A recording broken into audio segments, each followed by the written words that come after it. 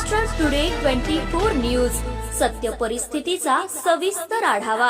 सत्ता कोणाच्या हाती, विजयाची पताका कोण फडकवणार, जनता कोणाच्या गळ्यात टाकणार विजयाची माळ, जनतेचं मत कोणाला, संपूर्ण महाराष्ट्रातील महानगरपालिकेतील संपूर्ण आढावा आपणासमोर पहा फक्त महाराष्ट्र टुडे मराठीवर।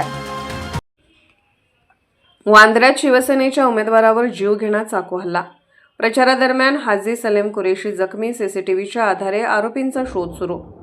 शिवसेना शिंदे गटाचे वॉर्ड क्रमांक 92 चे उमेदवार हाजी सलीम कुरेशी यांच्यावर एका अज्ञात व्यक्तीने चाकूने हल्ला केल्याची धक्कादायक घटना बुधवारी सायंकाळी 5 वाजता वांद्रे येथील संत ज्ञानेश्वर नगरातील एका गल्लीत घडली।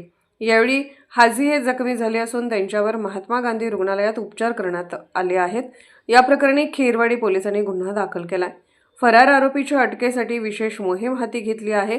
त्यासाठी परिसरातील सीसीटीव्ही फुटेजची मदत घेतली जात आहे। हाजी कुरेशी हे शिवसेनेचे वॉर्ड क्रमांक 92 चे अधिकृत उमेदवार आहेत। बुधवारी सायंकाळी ते कार्यकर्त्यांसोबत परिसरात प्रचार रॅलीत सामील झाले होते। याच दरम्यान एका अज्ञात व्यक्तीने त्यांच्यावर चाकूने हल्ला केला, त्यात ते गंभीर जखमी झाले। या घटनेची माहिती मिळाल्यानंतर खेरवाडी पोलिसांनी घटनास्थळी धाव घेतली होती। पोलिसांनी अज्ञात व्यक्तीविरुद्ध गुन्हा दाखल केला। परिसरातील सीसीटीव्ही फुटेज पोलिसांनी ताब्यात घेतले असून या फुटेजवरून आरोपीच्या अटकेसाठी पोलिसांनी विशेष मोहीम हाती घेतली आहे। उमेदवारावरच हल्ला झाल्याने परिसरात प्रचंड तणावाचे वातावरण निर्माण झाले होते।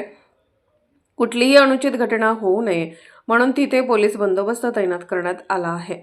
राजकीय पूर्ववैमनस्यातून हा हल्ला झाल्याचे बोलले जाते। अचानक झालेल्या हल्ल्याने परिसरात प्रचंड तणावाचे वातावरण निर्माण झाले होते। मात्र पोलिसांनी तिथे कडेकोट बंदोबस्त तैनात केला आहे। कुठलाही अनुचित प्रकार घडू नये म्हणून योग्य ती खबरदारी घेण्यात आल्याचे पोलिसांकडून सांगण्यात आले। ठाकरे बंधूंची युती अखेर कशी झाली, 20 वर्ष का लागली? राज ठाकरेंनी एका वाक्यात दिलं उत्तर। महापालिका निवडणुकीवर रक्तरंजित संघर्षाचे हाणामारीचे सावट रायगड जिल्ह्यातील खोपोली येथे नवनिर्वाचित नगरसेविका मानसी काळोखे यांचे पती आणि माजी नगरसेवक मंगेश काळोखे वय 45 यांची 26 डिसेंबर रोजी 20 लाखांची सुपारी देऊन निर्गुण हत्या करण्यात आली होती।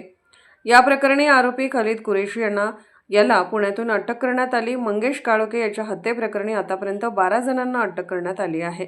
ही हत्या राजकीय वैमनस्यातूनच करण्यात आली असा संशय व्यक्त करण्यात येत आहे। महाराष्ट्र टुडे मराठीसाठी ब्युरो रिपोर्ट, मुंबई।